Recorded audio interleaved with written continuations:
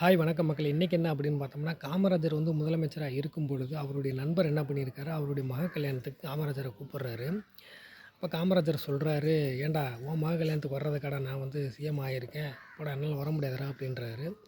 இவர் திட்டிக்கிட்டே புலம்பிக்கிட்டே போகிறாரு.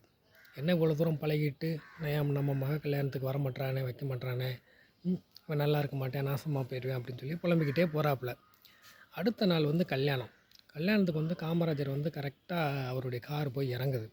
அப்போ பக்கத்தில் உள்ளலாம் சொல்கிறாங்க, "ஏன் காமராஜர் வர்றாருயா?" அப்படின்னு சொன்னோன்னே அவர் வர்றாரு. அவருடைய நண்பர் வர்றாரு. வந்து வரமாட்டானே எப்படி வந்தான் அப்படின்னு சொல்லி இறங்கி வந்து பார்க்குறாரு. சரி வாங்க அப்படின்னு சொல்லி உள்ளே கூட்டிகிட்டு போகிறாரு.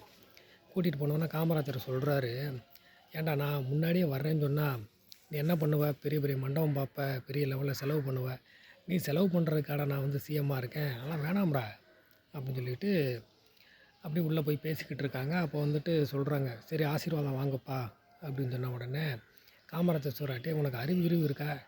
நான் கல்யாணம் ஆகாதவன் என்ட்ட போய் ஆசீர்வாதம் வாங்க சொல்றியே. உன் கூடலாம் எப்புட்றா அந்த உன் பொண்டாட்டி இருக்கா?" அப்படின்னு சொன்னாராம்.